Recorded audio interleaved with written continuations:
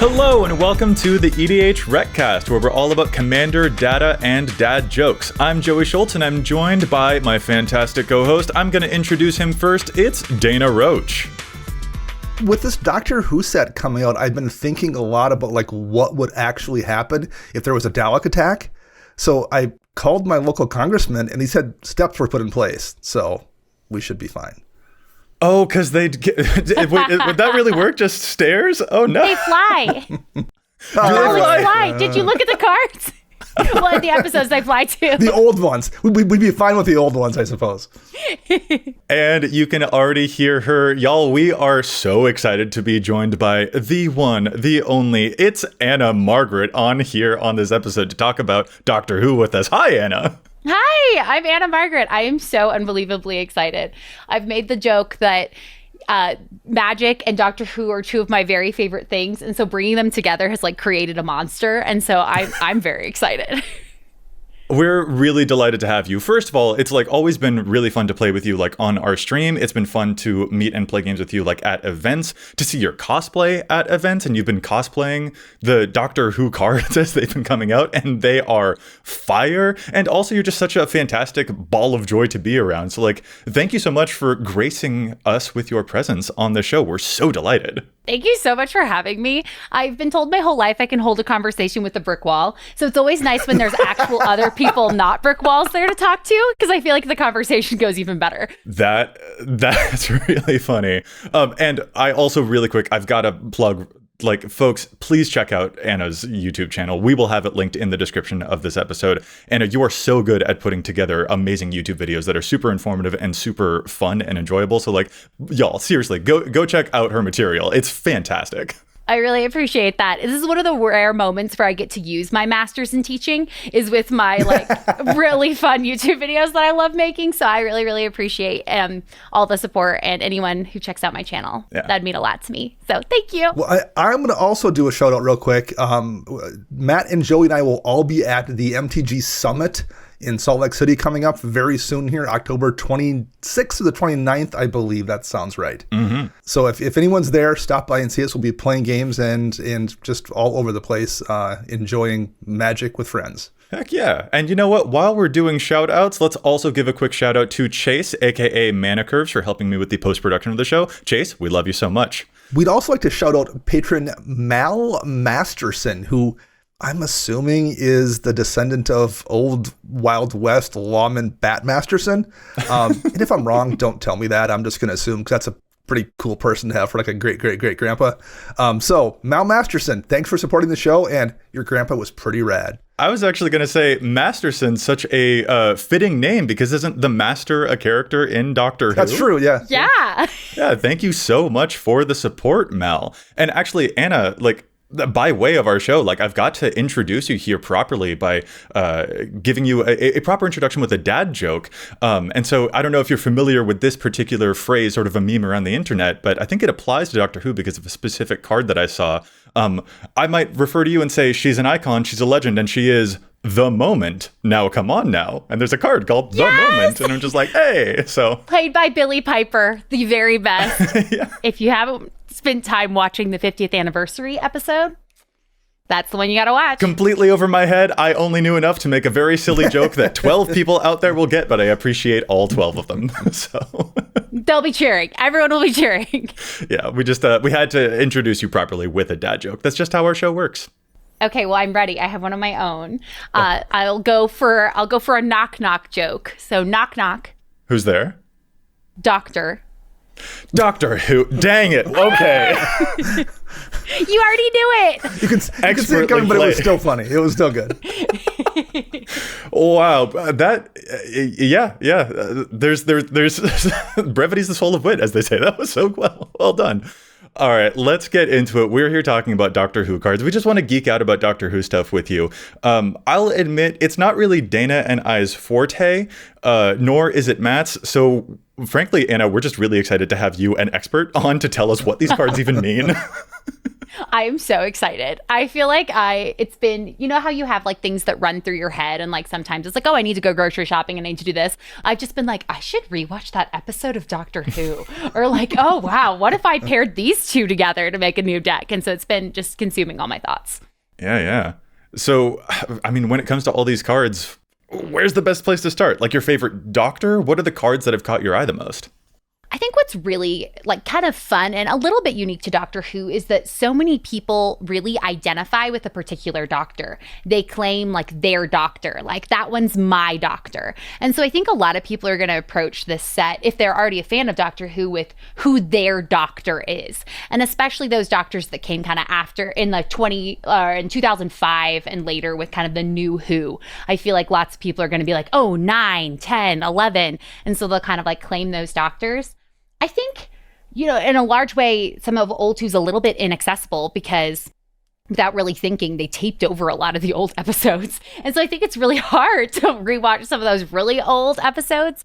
But I think that maybe then how they handled those old doctors in the Blast from the Past deck is just even better because they did such a good job of like hitting those big story beats and those big characters that even if you aren't a huge fan, you can still probably recognize like, wait a minute, K9, I know that card. Or like, oh, this mechanic is so cool, I want to play with it anyway. So I think a lot of people are going to like gravitate towards their favorite doctor. And so I know for me, I was like, timey-wimey. And so I think that's my favorite deck. And so those are the ones I've been eyeing the most. But I think that like they did a pretty good job of making the cards look cool and interesting, even if you're not really familiar with the IP. Well, it was something so I am not someone who like has regularly watched the series, but I have caught enough episodes here or there to be semi-conversant in it, including some of the really old ones. Like when I was a kid, they would actually occasionally pop up on PBS or like syndication or something like that. So like I, you know, as a small child, remember occasionally seeing these old, some of which were in black and white, popping up on PBS on like a Sunday afternoon. I would watch like some random episode of Doctor Who, having no idea what's happening or what's going on. And there was multiple old BBC shows. Blake's 7 I caught a lot of. So it was really strange to then in the early 2000s see it come back as a property, because I like all of a sudden I'm like, that weird show that was on when I was a kid is. And then I delved into like, oh, this was a whole thing. It wasn't just this random thing I caught a few episodes of. There was years and years of this whole mythos that they are now like continuing to build on.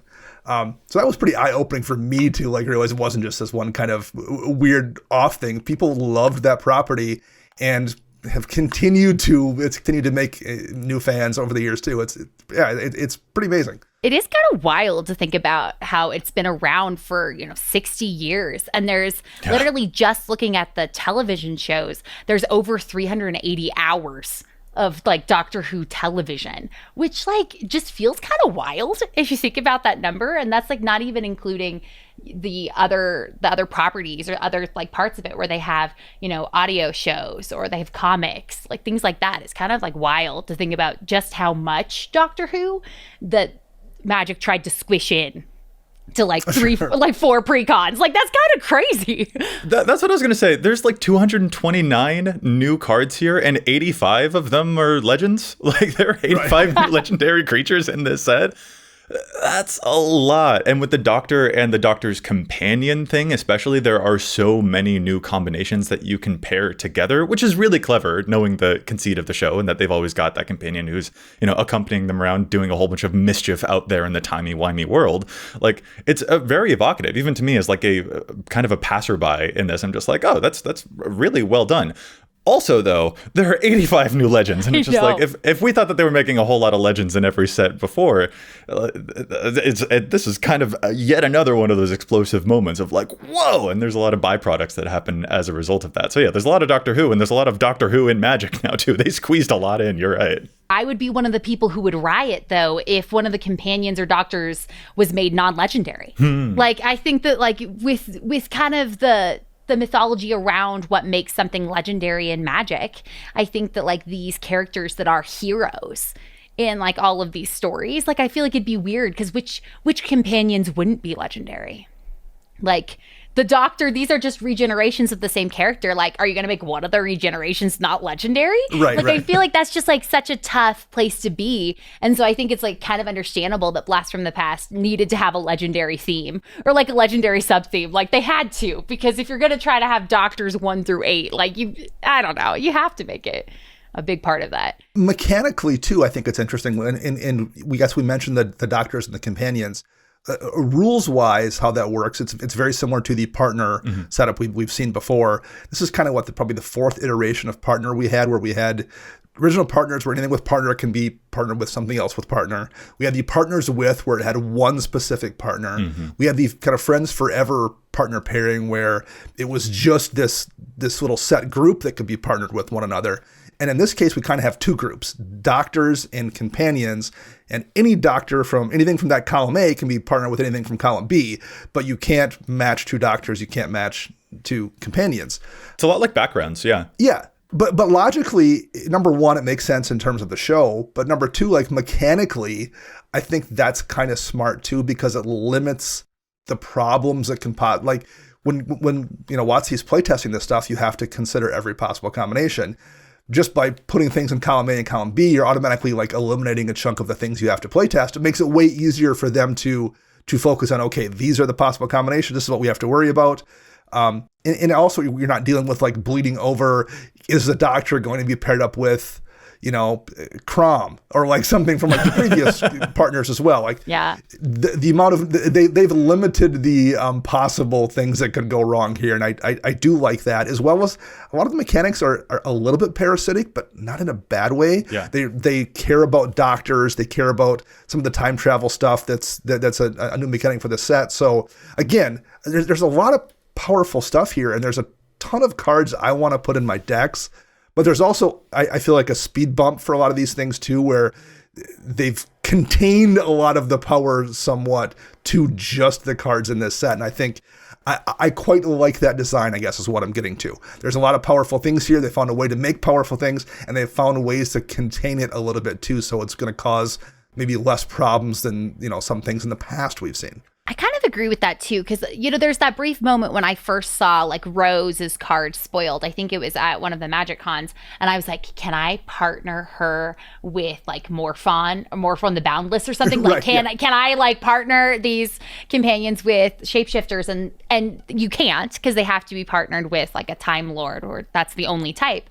And I do agree that I like that. I think that it fits really it's very flavorful that the Doctor is traveling with the companions. And I think that the mechanics kind of follow that flavor in a way that still is fun and interesting to build around. And so I think it was really well done. So do you have any specific favorite standout legend from among the cards as they've been interpreted? Maybe not even necessarily your favorite like Doctor that's represented on the character, but in terms of like what the cards do. Because I don't know about y'all, but I've been really enchanted by I think people are calling it the Threep Keep, because I think it's the 9th Doctor who gives you an additional upkeep step, and then you can do the Clara that pairs with it to have that ability trigger again. So you get 3 upkeeps, like just Paradox Haze out the wazoo. There's a lot of really ridiculous upkeep triggers that you can have going multiple times if you want to do that kind of thing. And that seems very exciting to me. I don't know about y'all. I think it's pretty perfect, because the 9th Doctor was the first in kind of this new Who, or the revamp of Doctor Who. And he, in a lot of ways, like Christopher Eccleston plays the 9th Doctor. And while he didn't want to do more than one season, that season's success is what really like paved the way for all of the new Who that we have. And so if you think about, bringing this new Who, this upkeep of the new Who, I love that. Like a new generation of Who, it feels thematic. But the second card you mentioned, Clara, is the one that I feel like I've been fixated on the most, because I just am obsessed with what they did. So Clara, she is one of my very favorite Doctor Who companions, or just characters in general. I love Clara. But what's kind of like really interesting is when she first came into Doctor Who, we didn't really know anything about her. She, like the character, would just pop up in random scenes before she was officially the Doctor's companion. She would just appear in places where she shouldn't have been. And you as the viewer were like, who is this? What is happening? Like, is she like a Time Lord? Like, what's going on? And it wasn't only until later like towards the very end of her arc that you realize that like she had jumped into the Doctor's time stream to save him. And so the fact that like she had jumped into the time stream to save him, she truly was at all these different moments in his history that you're like, oh my gosh, and it's emotional and you're crying and just all the things, all the feelings. But then here mechanically, this card, Clara, she can be any color that you can state as she enters the game. So she can partner with any Doctor. And so she can enter into his time stream at any point in time. And so brilliant. I feel like she is a companion card that literally can be played with any Doctor and works with any Doctor because she's doubling their ability. So it was just such a flavor win. It's brilliant. That's why when I saw the artwork, I was like, I'm cosplaying that tonight. Like, I think I'm just gonna raid my closet and make that happen tonight.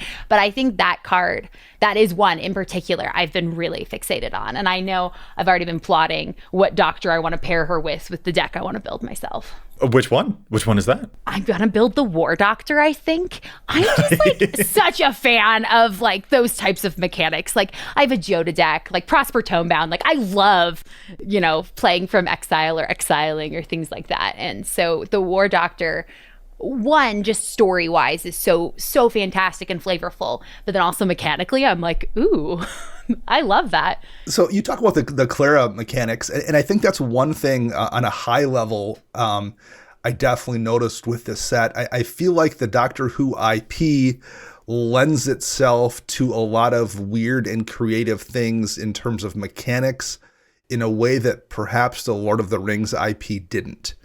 I think there's a lot of things you can look at individual characters or monsters or creatures from the Doctor Who universe and come up with ways to represent them on a card that are mechanically unique in a way that is much more difficult in the Lord of the Rings IP when there's so many just wizards and warriors. Like I think you're much more limited in terms of what you can do. And I like the Lord of the Rings set a lot. We did a whole show talking about how much we loved it. It was great. But I do think creatively, this feels like there's a lot more going on here. There was a lot more kind of flights of fancy that this IP enabled in a way that kind of a traditional fantasy setting didn't. I completely agree with that. And I think that part of the reason I feel that way is because so many like types of media are directly inspired by Lord of the Rings. And so honestly, like when I look at, when I look at Dungeons and Dragons or Magic the Gathering, I see so much of right. Like, it's already Tolkien. there. I see so much Lord of the Rings that's already there. Yeah. And so I feel like when I'm looking at these new Doctor Who cards, they feel so fun. Like, for example, I was given 3 preview cards, and one of the preview cards, I was squealing because, I mean, honestly, just getting to preview any of them, I was like, this is literally making my entire life. But one of them I got was Time Reaper, and that's from an episode with the 9th Doctor and Rose. It's called Father's Day. It's a really great episode. Again, really emotional. And I feel like it sets the stage for kind of some of the rules a little bit. Like sci-fi is basically like fantasy with rules that feel scientific enough that you buy into it. And so like it's kind of setting up some of these rules with time travel and how she can't save her dad who dies. And if you try to mess with a fixed point in time, then the Reapers will come and unravel time. And it's really bad. They're trying to repair it, but in a sense, destroying it. And so the card, Time Reaper, lets you basically consume an anomaly, which is what happens in the show. They're consuming an anomaly when she tries to break this fixed point in time. But mechanically in Magic, I love the idea of being able to interact with a card that somebody else has suspended with a time counter on it. Or like, I love the idea of directly referencing some of these mechanics that the other decks rely on. And I think it was just such a flavor win, but also an interesting mechanic where like I had to read it a few times and then I was like, this is amazing. I just want to play this in normal Magic. I love the idea of being able to like interact in kind of this new way. I'm somebody who doesn't necessarily like to build commander decks until like we've had some time to sit on them. I will use cards, but I won't necessarily brew one of these as a commander right away. One thing, though, that I did find kind of surprising, the 5th Doctor was the first Doctor I saw in a Who episode when I was very young. And I remember as a kid being like, who is this? Why is this guy who looks like he was just at Wimbledon watching tennis running around in this sci-fi? Like it blew my mind. I didn't understand why the guy that looked this way was this sci-fi hero. So seeing that on a card, I think I don't know if the fifth Doctor would be my favorite, but nostalgically, I have some connection to that. Seeing that card, that is the one that, if anything speaks to me, it would be at that level more than mechanically. Seeing that on a card, I'm very interested in it for that reason, because it brings back those memories of being a little kid on Sunday afternoon and like seeing the original Star Trek episode end, and then we kick over to what is this thing now that's on on TV. So that is the one to me that probably registers the most. I think the villains deck has the stuff that I'm most interested in from this set. Just high key. So the timey-wimey deck certainly has plenty going on. The time travel mechanic to be able to affect suspended stuff and the cards with vanishing, that's evocative in a way that even me, who does not know this show, is just like, aw, that's good. And I've kind of always wanted something that lets you manipulate those a little bit more. So it is a perfect execution here. But the villainous choice stuff reads as like, actually, some of those are like bonkers powerful. Like some of those are just genuinely very, very good. The card Cyber Conversion especially catches my eye, to just like turn one of your cards face down and now it's just a 2/2 artifact creature. So if you do that to someone's commander, they're just like totally, oh no. Like it's not like you can recast it from the command zone. It's just a way of like pinning it to the board in an unfortunate way and at instant speed for 2 mana. There's or the one, I mean, you just mentioned that Reaper there. The Vasha Narada is especially what gets me, because the Silence in the Library episode is the one that I definitely do know. Yeah. And an indestructible creature with shadow that continues to get bigger, that I can put even more counters on myself. That actually, I'm just like, oh yeah, there's a lot I'm hoping to abuse with this particular card. I think I could put that in a bunch of different decks. Like the villainous cards are really engaging to me. I feel like that was one of the hardest. I mean, I have to imagine that was one of the hardest decks to make, because they were putting villains from all of Doctor Who. So while the other decks are kind of broken out by era, we have kind of old classic Who with 1 through 8. We've got timey-wimey, this kind of new Who, and then we have the current era of Who with 12, 13, and the Fugitive Doctor.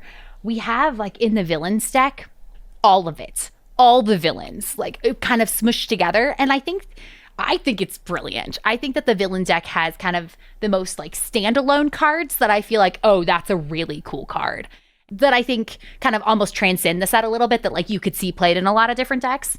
But I think they really kind of leaned into the fact that it's from all this different eras of Who, because even if you look at some of the alt art, like one of the Cybermen, specifically the original card in the deck, like the normal variant, it has a very old Cybermen from like classic Who, but then in the new frame or like the new art, it's like one of the more modern Cybermen. So they kind of allude to this, the fact that they're smushing 60 years of villains into one deck. Well, I want to go back just for a second to Cyber Conversion. So from a design point of view too, I think that's a really clever piece of work. So we've seen that before in Blue. We've got Rapid Hybridization, we have Pongify, we have Reality Shift. They could very easily have printed that as just another version of Rapid Hybridization, where it destroys a creature and you put a token into play. But because it flips that creature over, it's just different enough that I have to now think, okay, do I want a fourth one of these effects in a blue deck? Is it better than Rapid Hybridization? Is it because it's not the same thing?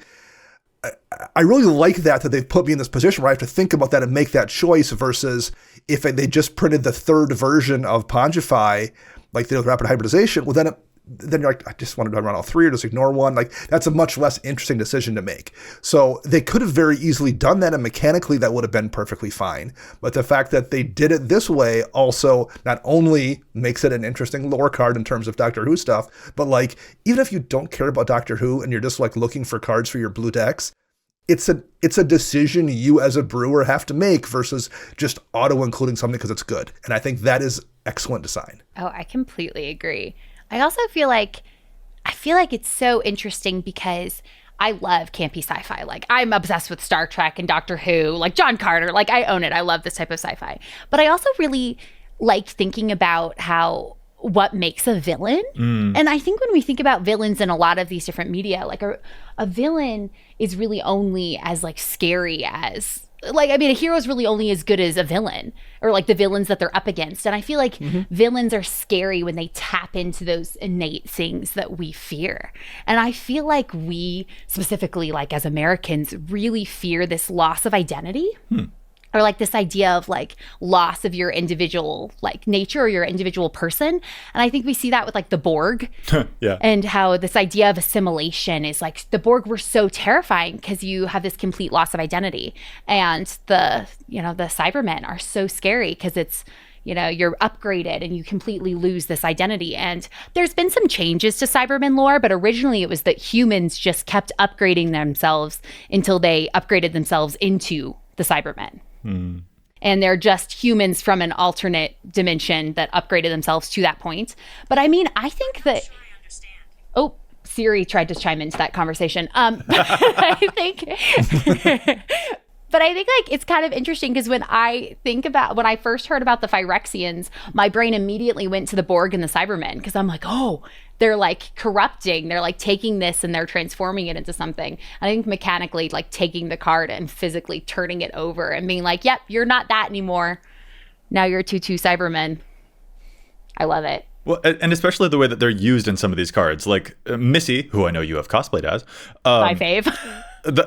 Genuinely a terrifying card. Like 6 mana, 4/5 Grixis commander that whenever another creature dies, you get it face down as a Cyberman on your side, and then on your end step, you force your opponents to either take damage equal to all of your artifacts, which, ow, or you draw a card and chaos ensues. And maybe people will see chaos ensues and they're like, oh, well, I'm not playing Planechase, so that ability is useless. No, you'll draw cards. Like, that ability is very, very good. Like, those choices are actually difficult to make. You've got that with the Davros, the Dalek creator as well, who's just like, hey, I hurt you. Are you going to let me hurt you more? Because if not, you're going to let me draw cards and you lose cards from your hand. That honks. Or like, there's a whole bunch of those villains that are just like, dang, these choices actually do suck in a way that makes them feel meaningful, as opposed to, I don't know, I think usually when Magic players see those, quote, Punisher cards that give the opponents a choice, they're like, oh, well, the opponent's always going to choose the least painful thing, so I can't really rely upon the value of these cards. I think some of these are getting you value that you can indeed rely upon. I think that Missy is an example of why, like, having the villains be based off of these characters that are so multidimensional, I think that the choices just fit that flavor so well. Because these characters are truly the villains of Doctor Who. Like, but you also sort of love them because the Master and the Doctor were friends growing up. They were like childhood friends. And so even in their interactions in the show, you're still like, wait, are they friends? No, they're definitely enemies. But I think having like a choice, neither choice is good for you, but like they were still right. Your friends. Like they're not just like... Well, you're talking about the villainous choices being well executed. So I spent way too much time today thinking about Great Intelligence's plan, which is a sorcery for 6 mana, 4 blue and a black. It says draw 3 cards and then target opponent faces a villainous choice. They discard 3 cards, or you may cast a spell from your hand without paying its mana cost. In a 2-player game, like if you're playing traditional Magic, your opponent's just going to choose the least damaging thing. But the mechanics of that change in a multiplayer game. Number 1, you're able to pick the opponent presumably with the least amount of cards in their hand. So that discarding 3 is way more painful to the person that you can intentionally target who has 3 cards in hand versus having no choice when your opponent may have 6 or 7, in which case they can just keep the best couple cards and maybe have that villainous choice be less painful than it would be. In this case, now we can look on the table and go, that person's at 3 or 4 cards. I'm going to make them choose. And then they're in the position where, okay, well, the best thing for the table technically is for me to probably discard, but then I'm out of the game. There's almost no way for me to bounce back from that. And do I care about helping these other 2 people? At least if I give the person the free cast, I'm going to be maybe around with 3 or 4 cards in my hand and still make a move. So like it makes it these are set up in a way I think that are way more complicated and make people actually make a difficult choice in a way that I think when we've seen these things in the past, the choices feel much more obvious. Expropriate, you give them the permanent. Yeah. I think this is much trickier because you're forcing one person in a way to make a choice that is the worst for them. I think there's a lot of agency in these, I think. Well, I mean, Anna, you mentioned that you love your Prosper deck earlier. Me too. There's a villainous choice card that I think is probably a cert for your Prosper deck, and that's Ensnared by the Mara. The 4-mana red sorcery. Each opponent faces the villainous choice of either exiling cards from the top of their library until they exile an online card, and you can cast that without paying its mana cost. Which, okay, well, that would be a lot of value for 4 mana. Or that player exiles the top 4 cards of their library, and Ensnared by the Mara deals damage to that equal to the total mana value of those exiled cards to that player. So it's kind of a little combustible Gear Hulk thing for each individual person.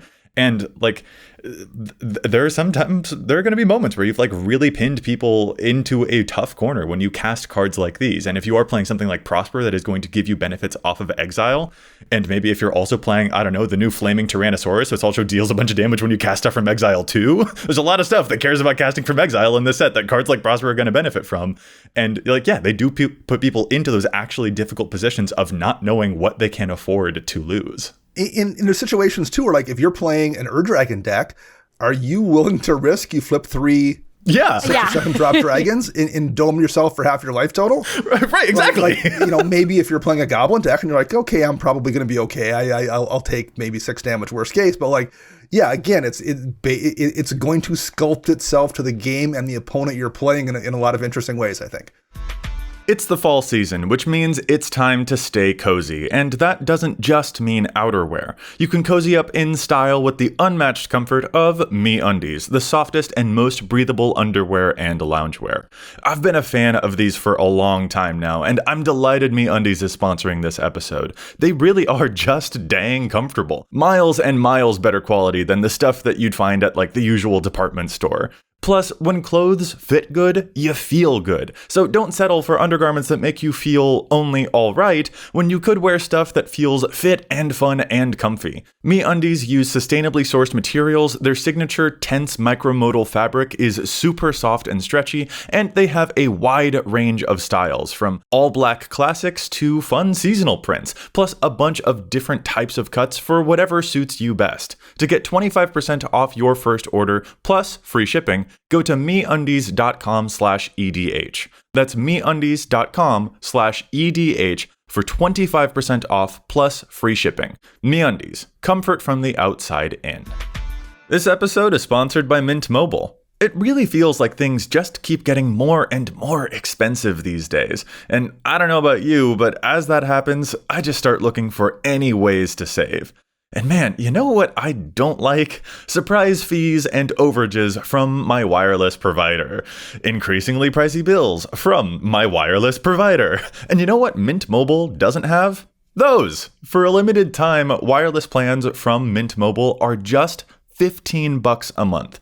That's unlimited talk and text and data for just $15 a month. And it can be shipped right to your door, too. You can use your own phone, bring your own phone number, and all your existing contacts, because who's got time to switch all that over? It's as convenient for you as could be. To get your new unlimited wireless plan for just $15 a month and get the plan shipped to your door for free, go to mintmobile.com/EDH. That's mintmobile.com/EDH. Cut your wireless bill to $15 a month at mintmobile.com/EDH.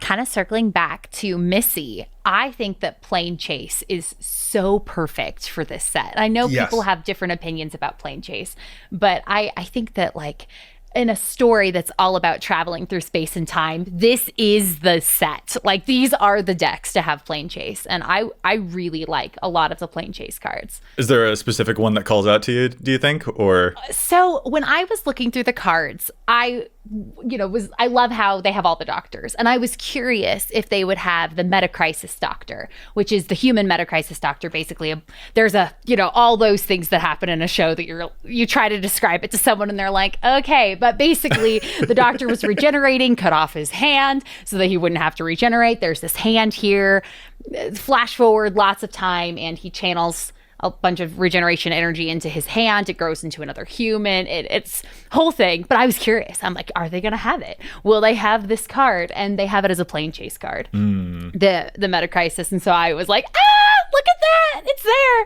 So I was really excited about that. I think I think also just seeing so many of the classic locations like Amy's house or the library, these different moments and these locations that such cool stories take place in.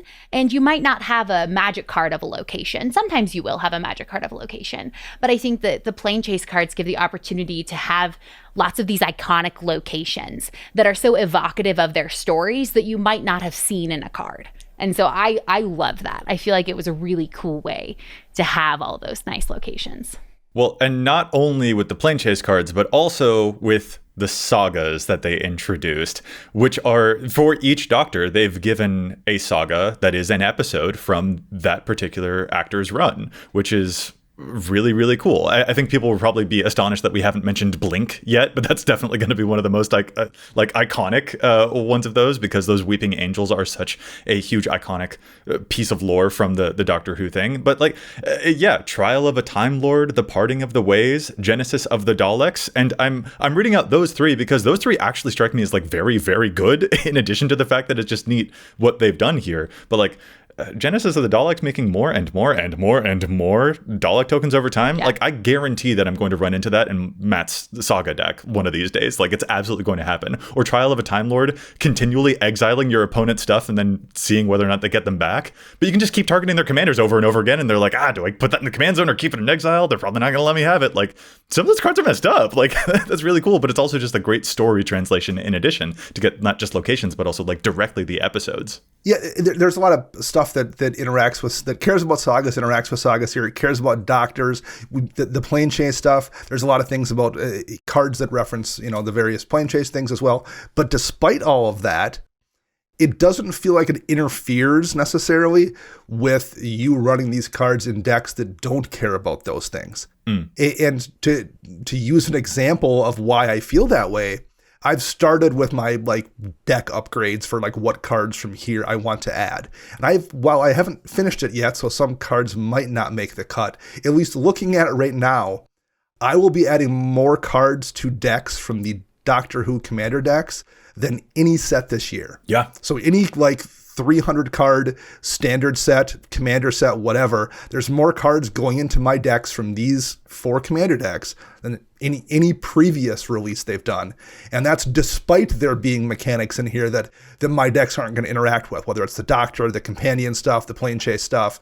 So they found a way, again, I guess I keep paying compliments to design, but they found a way to bridge that, where they've had these things that are unique to the set, whether it's Planechase or companion things, the Doctor stuff that cares about Doctors, without me looking at it and feeling like, well, half of these cards aren't going to apply to my decks because I'm not doing these things. It's again, just some excellent design work. Yeah, there's actually sort of I think maybe a cynical argument is the thing that might be emerging in some folks' minds here.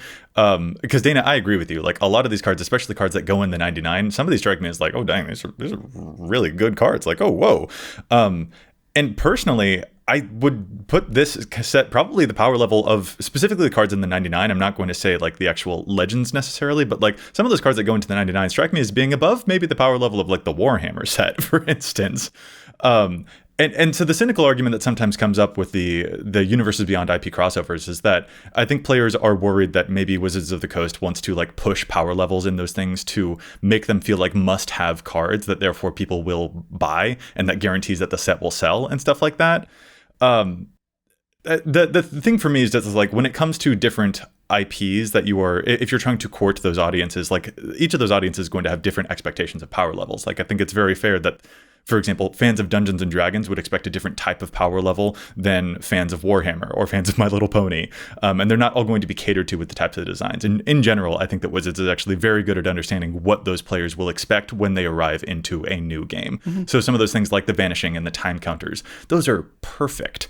Some of those things with the sagas, even the Blink one that goes from different chapters, which I bet a lot of people will not notice. I think it's the coolest thing ever. Yeah, but those things are definitely going to land really, really well. I'm not personally sure if I think that the like the audience for Doctor Who needs a higher power level than Warhammer, but also I've only just seen these cards, so maybe I'm wrong about where their power level's actually aiming. I'm simply taking the same metric that you've used, Dana, about like, oh, I'm adding more cards from this set to my decks than any other set this year. And that is a thing where I'm like, that's an interesting thing that I just want to flag up. But it's also just something there that I wanted to address. I think some folks probably have that concern, but to put that concern to bed, look how excited the folks who like Doctor Who are about these cards, right? Like that's kind of end of the day. Yeah, I get why they're excited because these things are evocative as heck. They are landing perfectly. So in my rebuttal to that, and that's absolutely, I think, a valid concern and point to be worried about. My rebuttal to that would be, it would be really easy to make a Smothering Tithe-esque card here, where you're like, oh, yeah. I'm going to put that in every white deck I have because it's so good. That's not a difficult thing to make cards like that. But when I look at the list of cards, at least that I'm adding to decks, it's not that. It's like, oh, this one card is really good in this one specific deck of mine, and this card here is going to be pretty good in that one specific deck, and these two cards here are going to be different for that. And there's not a ton of overlap between them. I'm not taking like, I added a bunch of copies of Rivendell, the land from Lord of the Rings, to multiple blue decks. I'm like, oh, sure, that's a really useful card, and I can put that in a bunch of blue decks and have it also always be pretty useful. And it has been. I'm not doing that though here. Like the cards I'm adding tend to be one-offs in this deck, or maybe it's also good in a second deck, but like I don't feel like these are a bunch of cards that, like I said, like a Smothering Tithe-esque card where you could jam it in every single white deck and have it be effective. I think they did a really nice job making cards that are powerful and good, but don't feel like they are universally powerful or good any place you want to run them. I agree. I feel like when I look at this set, I can really see that they designed it for Commander. This notion that you both are describing about like finding specific cards that work really well in specific decks feels like a perfect Commander set. Like you want to find that card that's great for this Commander that you're building around. Or in the case of like the decks themselves, this Doctor that you're choosing to helm your deck. And I think that's exactly what I want. I also feel like something that I really appreciate about it is sort of what you hinted at. I definitely feel like all of these cards, as like a Whovian, it feels like the flavor comes first. Yeah. And then the mechanics are just a beautiful way of making that flavor come to life within the Magic mechanics. And I don't think that there's a single card that I've looked at it and been like, that didn't quite hit. Like those mechanics aren't right. Like, no, every single one I'm like, yes, that's perfect. Even the ones that people have been like, wait, there's so many dinosaurs. I was like, have you watched Doctor Who? There's so many dinosaurs. We're obsessed with dinosaurs. Like we as humans love dinosaurs. And there are dinosaurs in Doctor Who. But on the note of dinosaurs, displaced dinosaurs, I was screaming. Yeah. That card also, like, yeah, I was just like, oh, this is great. 7 mana, 7/7. As historic permanents enter the battlefield under your control, they become 7/7 dinosaurs creatures in addition to their other types. Yes, I will make a bunch of food tokens that are going to eat you instead. My little dino nuggets here. Yeah. Like, that's cool design, and it doesn't feel overreaching. Like, maybe at most I'd be concerned about, like, ooh, that'd be really good in a treasure deck, because treasure decks are so good at making treasures, right? Well, now they're creatures. They have summoning sickness, so I actually feel kind of okay about a bunch of the 7/7s. Like, this feels like an exciting way to die to a deck that's doing a whole bunch of artifacty stuff. And, like, all historic permanents, Saga dinosaurs, I need to see it. I'm sorry, I need to see that. That needs to be seen by me. Well, Joey, so was there any particular moment from an episode that you really wanted to see here that wound up being represented on a card that you were really kind of hyped for? I know you're kind of a neophyte like myself, but like you've seen enough episodes that you at least maybe had something that stuck in your brain. Was there anything you wanted to see that you got a card for?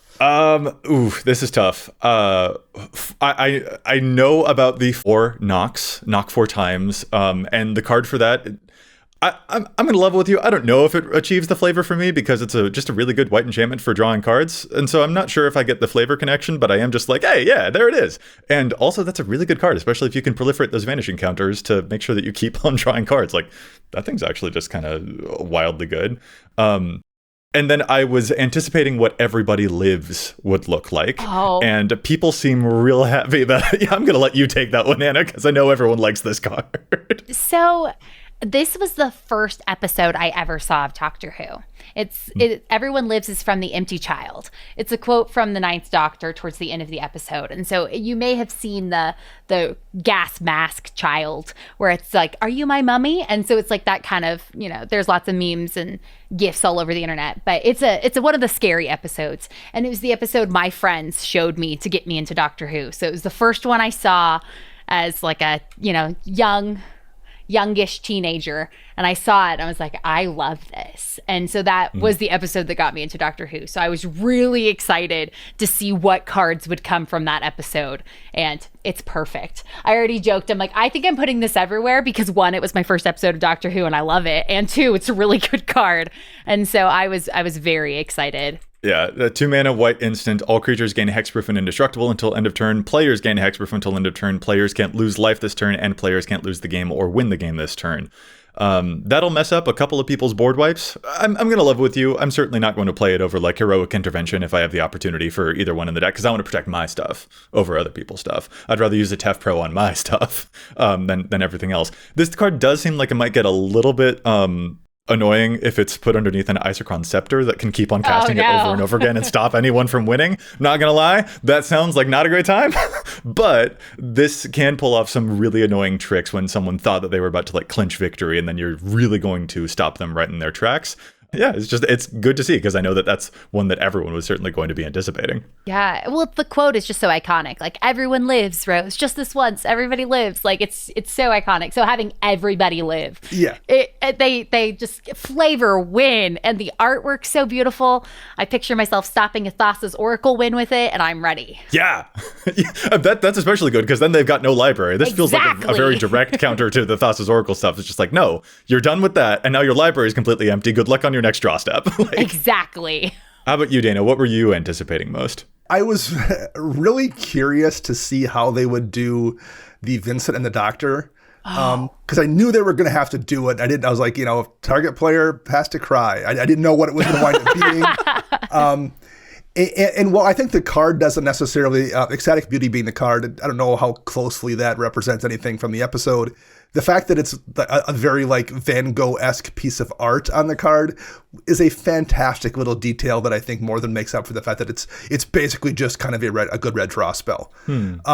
So I would I have preferred something maybe a little more evocative. I don't know how you would have done that, but sure. But the fact that like it's just on a card and the art looks the way it looks, it is amazing. Now, this goes back to one of the very first things that we saw spoiled from the set, which is ironic given the character, but also the execution of River Song kind of has to be like noted. And specifically River Song having that spoilers ability, like if your opponents try to search a library or scry, then she does damage. Like that's just that's cute. Like I absolutely get that reference, but it's also just it's a cool ability that she's got to draw cards from the bottom of the library because you meet River Song in reverse in the show. Yeah. I do think that's a little bit cumbersome, like in terms of actual execution of playing it, but it enables some really ridiculous stuff. Everyone probably knows by now that there's the Time Stream Navigator combo that you can do with her, since that's an extra turn card that goes right back to the bottom of your library and stuff like that. That's a little bit wild. Even more than River Song, though, I'm actually kind of enchanted by River Song's Diary, which is the 3-mana artifact that can, whenever a player casts an instant or sorcery spell from their hand, you steal it under the diary, and then at the beginning of your upkeep, if you've got 4 more cards exiled that way, then you get to play one of them at random. So Dana, if you're playing that Cyberman card, I'm gonna steal it from you, and I might accidentally dish it out like to you, right? Without paying its mana cost on a later turn. It's sort of like Rod of Absorption from the earlier D&D kind of set, and I'm just like, ooh, this is. I think I can be a little bit cheeky if I put this places. Technically, River Song's Diary cares about the card being cast from your hand. Rod of Absorption does not. Good catch. So Rod of Absorption can then take the card after you do it from River Song's Diary.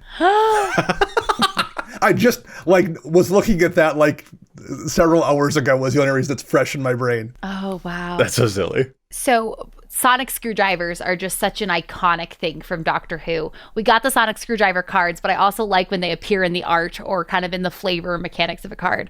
And reverse the polarity, it's like 1 blue. It's an instant. You choose one, counter all other spells, switch each creature's power and toughness until end of turn, or creatures can't be blocked this turn. And the flavor text, you see, before I reactivate it, I reverse the polarity of the neutron flow. And so Silly, but so fun. Yeah, that just seems like a really good effect. It's just like, it's kind of whatever you need at any moment that you need it. That's also just like a good card. But that's exactly what the sonic screwdriver is. It's basically the doctor's sci-fi magic wand, or like that, whatever in the moment the doctor needs it to do. And they even like joke about that in the show. There's comments like, your screwdriver's doing that? Like they even recognize, they're like, yeah, we're just kind of making it work with this screwdriver. So I think it's just such a flavor win with, yes, the doctor would be doing whatever random thing with the screwdriver. Well, one of the first articles I wrote for EDHREC years and years ago was all the cards that are cancel but better. It's like the same casting cost as cancel, but with some additional like value stapled on them for the same cost. So the first mode of this alone is already a better cancel because it counters all other spells. So you already have the strictly better cancel right there in the first mode. And the fact that like you can just make your stuff unblockable if you need to, or you can switch creatures. I mean, that's just a ridiculously versatile card as well. And it really, it's a perfect kind of sonic screwdriver flavor representation right there in a spell. Yeah. Do we already have Cryptic Command that can achieve some of the same? Yeah, sure. But you can do it this way too. It's just like, it's still good. And Dana, I'm going to break your heart. Cancel is still showing up in 28,881 decks, despite it's gone there up. being... Since I wrote articles, we've got a bunch of other better versions since then, and people are like continuing to run it in huge numbers. There are easily upwards of 20 different cards that are better than Cancel. Just like, I know it's easy to get Cancel. I know it's very available, but there are better cancels out there. So reverse some polarities out there instead, maybe some of these times. Something I had fun with looking at this card is I have a Myra the Magnificent deck, and it's one of my favorite decks. It's where you can imprint instants and sorceries onto attractions. I know this is controversial because people don't all like Infinity, but I love Infinity. And so you can imprint these attraction cards. Something that I always look for when I look for cards that I want to imprint are when I have choices. Because if you're recasting it whenever you visit that attraction, then I can choose what mode or what I want to do. And so cards like this where I have options, I always really like those. So we've been talking about like a bunch of things we like about this set. Is there anything that didn't work for you? I know Joey has one mechanical thing he wants to mention, so I can throw it to him first. So there are a lot of clones here in this set, and some of them are really cool. I actually think Flesh Duplicator, which is the 2-mana clone that enters and it's got Vanishing, that actually strikes me as very, very good because like vanishing, rounds in Commander take a long time. So like those vanishing counters may not even matter. Dana, I know you like the delay counter spell because it counters a spell and suspends it. And like sometimes the game is over before it even gets back around to that. So I think that like some of those clones are like, ooh, just top notch. There are, however, a lot of clones here that specifically are copy effects that get around the legend rule. I think there's like 6 or 7 different effects in this set that all say that they don't care about the legend rule, or they make a copy that has like a different name. And 7 new versions of that, that's a lot. You've got Auton Soldier, Nanogene Conversion, Osgood, Quantum Misalignment, the 6th Doctor, Master Multiplied, and the 11th Hour. Those are all things that make a lot, like, that just strikes me as a concerning trend. Now, I understand that, like, in the show, there are a lot of moments where things get multiplied, and having multiple of the Doctors, like, flavorfully, totally get it. But just in terms of a design trend, I'm a little bit nervous is all, because I think that that's a very risky thing for them to continue playing in that playground. And I don't know, Wizards has said that they're aware of this and they don't want this to be the default where they're playing around with making non-legendary copies of stuff. I am aware that they have said this out loud, that yes, they don't want to make it the default. The thing is, it is the default now. Right. We once had the Helm the Host, and that was like maybe it. And then the Spark Double, and then the Irenicus's Vile Duplication, and then the Mirim, and the Storm of Saruman, and then the Cadric, the Ratadravik, the Vesuvian Duplimancy, the new Blue-Red Sarkhan from Aftermath, and Yenna Red-Tooth Regent, and Apprentice's Fall. Like, I can keep going. Like, this has been a big pattern. There's so many cards on the screen right now if you're watching the YouTube, so I'm just a little afraid of it. That's all I'm saying. I can say I'm going to have a salad for lunch, but if I have a meatball sub, it doesn't really matter what I said regarding what I was going to have. Yeah. Joey, did you practice this? That was phenomenal. I'm just sitting here in awe. But I will say that I love those episodes where there's multiple doctors. Yeah, oh, for sure. And I love that. And I love the idea of having lots of doctors and lots of copies. And specifically, you did mention the Master Multiplied. I love that card. That card is and bonkers. I love the flavor of that card. I think it's phenomenal. Basically, we don't have to go in the weeds of the lore, but this iteration of the Master is one of my very favorites, and the whole idea is like this beating drum and like having basically him be multiplied and everywhere. And so flavorfully, I think it's perfect. But I feel like you could make that argument for all the cards from this set that you mentioned, that like flavor wise, they are a hit. And maybe if you do look at them individually and feel like, oh yes, that makes sense for the flavor. I could see though in conjunction with all the other cards that do similar things with Legends Rule, I could see it, but I'm just going to be in my little bubble of this and be like, all my doctors, all my villains, all my legendaries, stick around.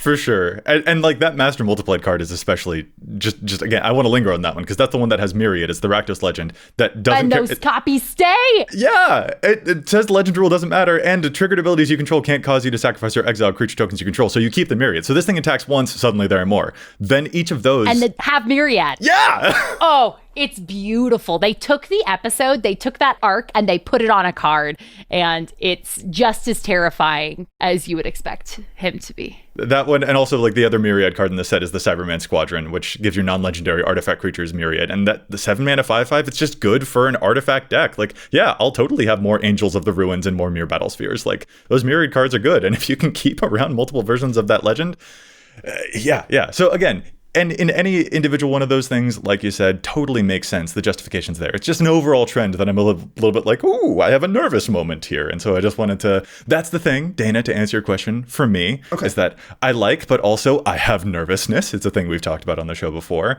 Anna, it doesn't seem like that was your concern, though. It seems like you've got another thing that maybe you thought was off the mark or something. You know, I would, off the mark is maybe a little strong. Okay. I loved the idea of partnering all the companions and doctors together.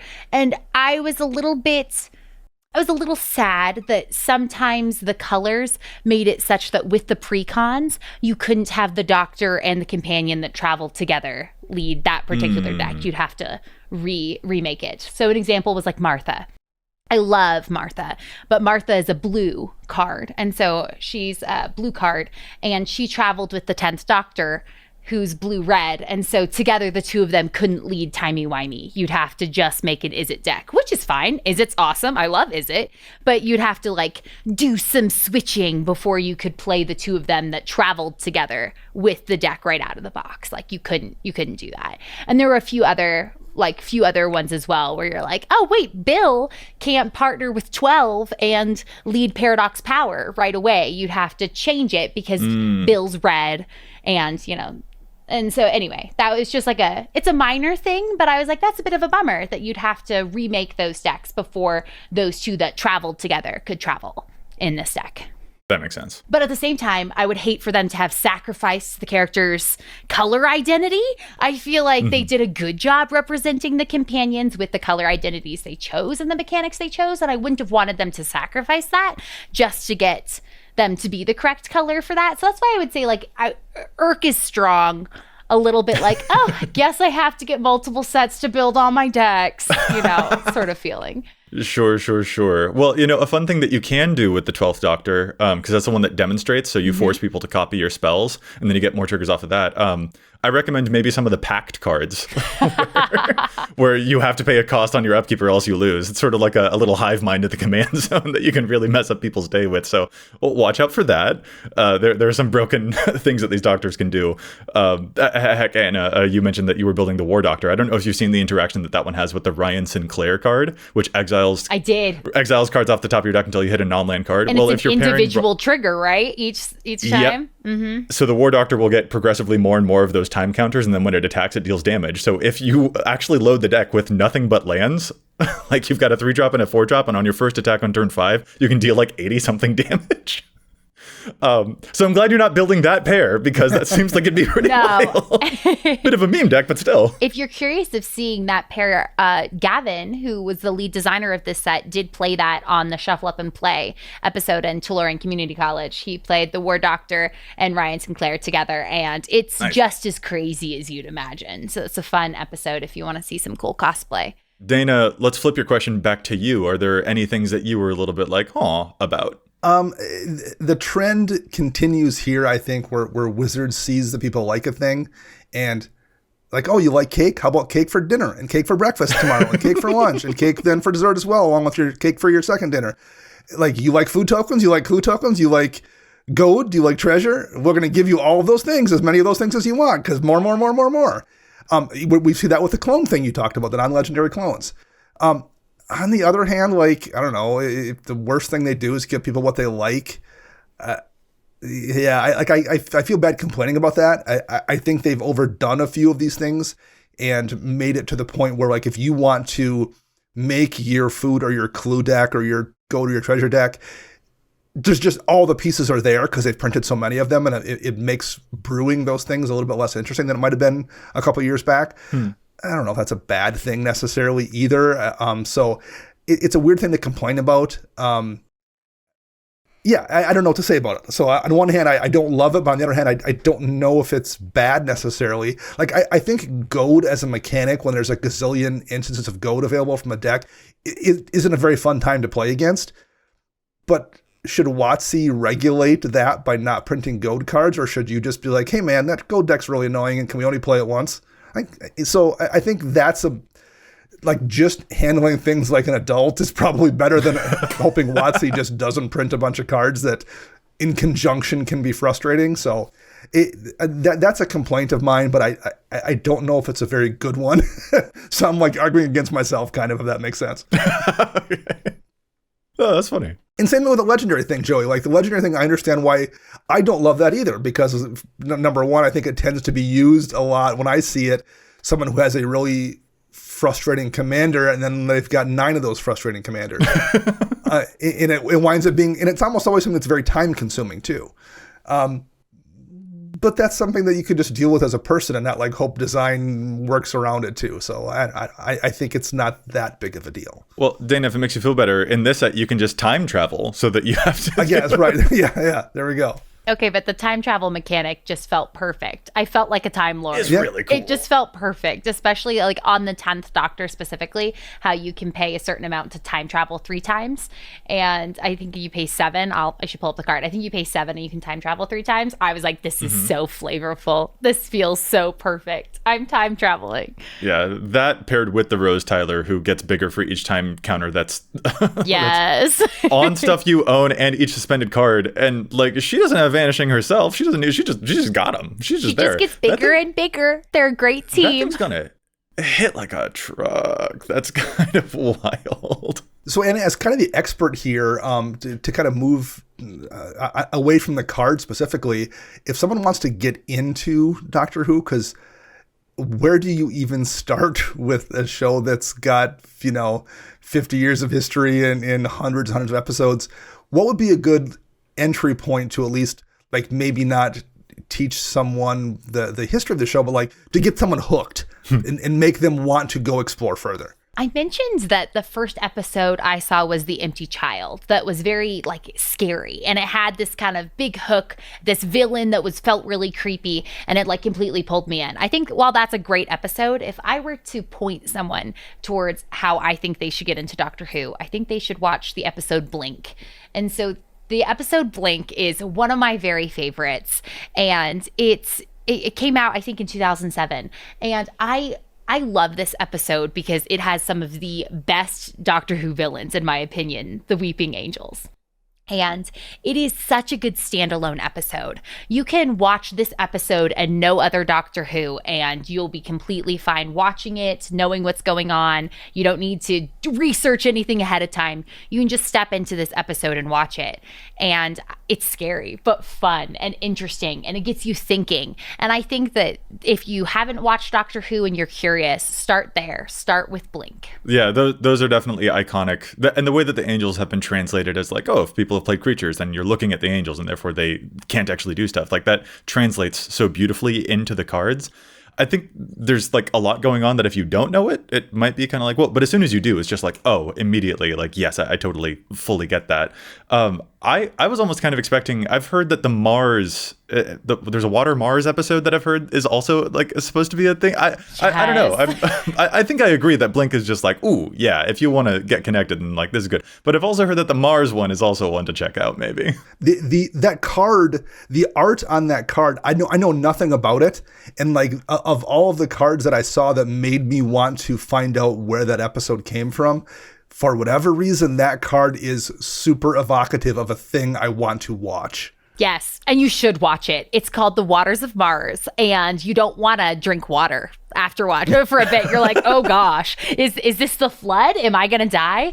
But I feel like that is something that's so cool about Doctor Who episodes, is like these villains, or they make you feel so deeply, and they did such a good job of translating that to magic cards. But yeah, The Waters of Mars is another one. If you are thinking about getting into Doctor Who, this one I feel like it stands alone a little less, if that makes sense. I think that Blink you can approach with no Doctor Who knowledge and fully like understand. I think The Waters of Mars, there's like maybe a little bit more that you might want to know about Doctor Who, but I honestly think I might like The Waters of Mars better. Like, it's so good. But I change my favorite every time. It's the one I've seen like most frequently, or like the latest. I'm like, oh yeah, I know that one. Silence in the Library. There's another one. Oh my God, yeah. Yeah. The Doctor Who episode Midnight is another one that I feel like is just so good, and it's kind of scary. You're a little bit nervous, but so interesting and so fun. And so I think those episodes that are a little scary, they do scary really well in Doctor Who. Yeah, sci-fi is really good at confronting your comforts and making you reevaluate stuff, and so a little bit of thrilly stuff is always a nice vehicle for that. Sci-fi does do kind of that scary or fear really well, because I think that in science fiction, while it is different, you think about it like, okay, like this isn't reality. They rooted enough in reality, or rooted in just enough in science that you're like, but what if? The two properties that they've done here that are quite a bit outside Magic's usual kind of wheelhouse, because like Dungeons and Dragons and Lord of the Rings pretty neatly folds into the kind of vibe of Magic's fantasy. Doctor Who and Warhammer do not. But they've really made it difficult to argue against Universes Beyond with how well done both of those sets were, both mechanically and artistically, and how many good cards are in them. I was never super against Universes Beyond, but like both of these sets have really eliminated most of the arguments I would have had in the first place against them. And this one in particular, it has convinced me that like I don't care. As long as the cards are good, they're evocative of interesting things, and they represent something that like makes me want to then read more, watch more, whatever about that property. And that's a win-win. I'm a fan. I am on board now with this whole concept. I had an interesting thought. Like, I was chatting with somebody about Universes Beyond, and I think that it's one of the best things that Magic could do, because I love Magic. I love the mechanics of Magic. I play a lot of board games, and I'm that person that played a lot of the Star Trek board games, or tried the Star Trek card game, because I love Star Trek. But really, none of those games they really pulled me in as much, because I don't think that they had the same strength that Magic does. Magic has just such a history of good mechanics, such a wealth of interesting cards, of resources, of a community built in around it. And that's just such a strength of Magic in general. And so being able to then take a pre-existing IP that has fans of it, that has lore, beautiful art, interesting stories, and then use the mechanics of Magic to tell those stories, I think that is just like a home run. That's exactly how I'd rather have it. I'd rather have my favorite stories told through the lens of my favorite game, Magic, than a bunch of other games that maybe are harder to pick up, or I'm not as invested in, or I'll play one or two times. And so I think that I'm a huge fan, and I'm so excited. Yeah, it's a great way to bring more folks into the fold, because Magic's the best game that's ever been created. I mean, that's what I think. New people coming in and playing Magic with me because Doctor Who, or because Warhammer or even The Walking Dead or whatever brought them in. That's good for me, I think. Like the more people I have to play with, the better I think my day-to-day Magic experience is. I think it's a good thing in general. At least it has been for my day-to-day enjoyment of the game. All you have to do is look at the sheer delight that the Whovians get when they see these cards and how they've been translated and how they fit, and it's just like, man, that's some sheer joy right there, and I can't not be pleased about that. Like it's overwhelming. Like there is actually, though, I have one last, I don't know if axe to grind is the way to phrase it, but Anna, to fill you in, I had actually been planning a Rule 0 deck in anticipation of this set that I don't think I can actually pull off anymore because of how well they executed it, which is frustrating. I have my little system of every time I recast my commander, it's a new version of that commander, like a new art version of it. Like, oh, now it's the glossy foil, and now it's the etched foil and stuff like that. And it's just my own silly thing. But I've been wanting to do a Rule 0 deck where I actually do that with a specific character. Like every time I recast Omnath, it's the next version of Omnath. And I think that'd be really cute. And I was just like, oh, Doctor Who would be such a great place to do that, because every time you recast the Doctor, they'd have to be a new version of the Doctor because they regenerate. Oh, it'd be so flavorful. And I thought we were going to get like maybe 5 doctors. We didn't. There are 15 different doctors and probably still more on the way. So like it would be very difficult for me to actually pull off this Rule 0 deck. So I'm sad that I'm not actually going to be able to pull that thing off that I was kind of hoping to do. So I talked to Gavin about this. And I was like, I love the idea of a doctor regenerating. And I wondered, that was something I speculated about too, going into the set. I wondered if there would be a mechanic for regenerating your doctor. And so like in chatting, I think that is something that they considered and they thought of. And they're like, oh, could we make it work? But in the end, I think they made a spell for it, right? Yeah, there are some spells to let you fetch other doctors. There's the card I definitely want to win with. I'm trying to remember what it's called, where like Gallifrey stands. Yeah. Where if you can have like, and so I think that they still were able to pull in that mechanic.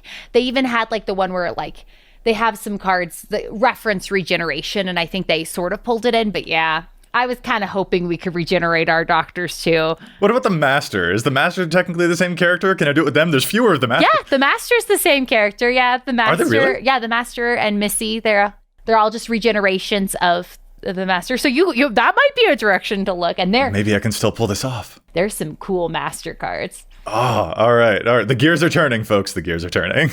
Something that I thought was kind of interesting and flavorful is the use of alien as a card, as a creature type. Mm-hmm. And so I think that was in one of the unsets as well. And so I was looking at that like, do I need aliens? Like, does this mean that we might eventually get my Star Trek deck I want? Like, I don't know. That was something that kind of caught my eye and I was excited about. Probably just a matter of time. Honestly, yeah. Something I think that's so cool about this type of set that is kind of pairing together these two existing IPs of Magic and Doctor Who is that neither of them are static or finished. In some ways, like the Lord of the Rings, like when you read the Lord of the Rings, you've read the Lord of the Rings. But I think what's kind of cool about Doctor Who is that it's still happening. Like there's still new episodes planned and coming out. And, looking forward, we have David Tennant, who played the 10th Doctor, coming back essentially as like the 14th Doctor. And those episodes, they've had a trailer release so far, and we know Donna's coming back. And so she has a cool magic card in the set, but she's coming back. And in the show, her memory was wiped. Oh. And so they made this statement that if she remembered the Doctor, she'd die. But here she is coming back. And so it's really interesting and it's exciting. And it's kind of a fun time to be a Doctor Who fan. And then we also know who's going to be playing the 15th Doctor. It's already been announced. And we know these two characters are coming back as Doctors, 14 and 15. And so I think, at least I was really curious, like, are they going to have a place in this Doctor Who set? And there has been a statement from Gavin that they won't be forgotten or they'll be included in some way. So I'm excited to see the secret lair of Doctor Who and what's to come with future Doctor Who cards. So I'm really excited for that. Oh, heck yeah. I mean, we got that for Lord of the Rings stuff too, didn't we? And honestly, we're probably going to have Orlando, aka Teferi Magic, on to talk about some of the new Lord of the Rings stuff that we got too, because I mean, we just want to geek out with Lord of the Rings with him again. But yeah, I imagine they'd probably pull off something similar there. It's just like, hey, there's more to come because this is one of those infinite fictions. So let's throw a little more gravy on this dish, because why the heck not? We're clearly having fun with it. And also, side note, that Donna Noble card, soul bonding and dealing damage when they're dealt damage, that card's cracked. That card's real good. So like, Donna's amazing. It's so good. It's real good. Yeah. So yeah, I am excited to see what we hold, what the future holds. I don't know if that's proper to say because of timey-wimey stuff. Like, is it even the future? Is it technically the past? Like, it does get confusing. Something that I think is really cool is that within this set, there are so many new cards that are so flavorful and that were made specifically for these characters, these stories, and this IP, really. And so that when they have these reprints, I feel like there was almost more pressure to make sure that the reprints, the titles, the artwork, that they fit and felt just as flavorful. And I feel like they did. I feel like so many of the reprints were just amazing. And I know that farewell with the artwork of the 10th Doctor, I'm like, I have to switch out every farewell I run in any deck. I don't know how many I run, but whatever I am, I need to switch out for this one. Yeah, I mean, there was some really nice reprints. You mentioned farewell. I mean, people are pretty polarized about that card, but sure, like price-wise, it kind of needed a reprint. It was, getting up there, I think closing in on $20 almost. The Talisman cycle always needs a reprint. Yeah. Like the price in those is always a bit of a problem. As Foretold, yeah, it was nice seeing that show up. Carpet of Flowers. But we actually got some really good lands in here too that badly needed reprints, which is something that they tend to shy away from sometimes in these commander decks. And we got a couple pretty decent lands that people have been asking for to get reprinted in these decks as well. So, in addition to there just being a bunch of great new cards, they did a pretty good job with the reprints here as well, and put really fantastic art on a lot of them also. Yeah, the lands is what I was going to say too. Like Sea Wizards, we knew you could do it. You put the Horizon lands like Sun-Baked Canyon in there. Yeah. You put the Sundown Pass cycle of dual lands in there. Yeah, more please. Please don't forget to do that for the future precons, because we love to see this. And yeah, the reprints are also another fantastic high note. I think what's really cool too is that you mentioned reprints in these commander products. I think that the way that they handled the commander products and the collector boosters with this particular set was phenomenal, because there's no mechanically unique cards in the collector boosters, just alternate art or alternate printing of the cards found in the precons. So when you buy the precons, you can have the entire set, but then you also have the ability of opening some of these reprints or just really beautiful like treatments of it. Like, I want the TARDIS frame for every Doctor and everyone I can. And I know I want that. But I do think that is really nice, because these reprints are pretty accessible when you get the decks. Yeah, and it does feel like a relief to have all the commander cards in the commander product as opposed to in the booster packs. That has always felt weird. So yeah, I do prefer it this way too. Yeah, there's been a lot to praise about the way that the set has been going down. Even again, to the point where I'm just like, I thoroughly don't know Doctor Who. I'm excited. Just fully. I'm just like, dang, some of these cards look pretty sick. They're doing stuff that I am excited to see be done, and I'm even more excited to see other people's excitement for it and the sheer joy of it. And I am excited to see how many players that I get to play against who are brought to Magic because of what this set is up to. Or how many Magic players we can bring to Doctor Who with what this set is doing. Well, how about this? How many Magic players can we bring to your YouTube channel and all the fantastic stuff that you're doing, Anna? Because folks should absolutely, if they want to find you on the onlines, they've absolutely got it. Because this has been such a joy to record with you. Thank you so much for stopping by. And please, please, please take the microphone and let folks know where they can find all the magnificent cosplay and YouTubing and everything that you are up to. Thank you again so much for having me. It was so much fun getting to talk about Doctor Who. I have been talking everyone's ears off about this. And so it's nice to have a willing audience of people that want to talk about it with me. Like I said, my name's Anna Margaret. You can find me everywhere on the internet as It's Anna Margaret. I actually, funny fact, copied Will Wheaton when I came up with my username because he was It's Will Wheaton. So It's Anna Margaret. And so I guess there's another Star Trek reference I've snuck in. So you can find me everywhere at It's Anna Margaret. And I love to cosplay, create, and talk about my wildly strong opinions on Magic and board games. So you can find me everywhere there. Heck yeah. And Dana, how about you? You can find me online at Dana Roach. I'm writing articles for EDHREC and Commander's Herald, and you can find all of us together at patreon.com/EDHRECast. And I'm Joey Schultz. You can find me online at Joseph M. Schultz, probably on places like Instagram or something like that. You can find the cast at EDHRECast, all of the online places. And if you got a question for us, you can contact us at EDHRECast@gmail.com. Our thanks go out once again to Chase for assisting me with the post-production of the show. You can find them online at Mana Curves. And Anna, again, I just want to say one more thank you. This was a total delight. You're always such a fun ball of energy. And we're just, I'm excited to, at the time that this episode releases, we'll have already hung out at the Command Fest in Portland. So I'm really looking forward to that too. We are kind of time traveling in our own little way here. We're time I think that's lords. A perfect note to end on. Yeah. By the time people hear this one, we'll have already spent time to, that's a funny, I don't know. We'll have to play the Doctor Who decks when I see you in Portland. Heck yeah. Oh, that's absolutely Doctor Who decks. Hell yeah. All right, listeners, we will be back at you next week with more data and insights. But until then, remember, EDH wreck your deck before you wreck your deck.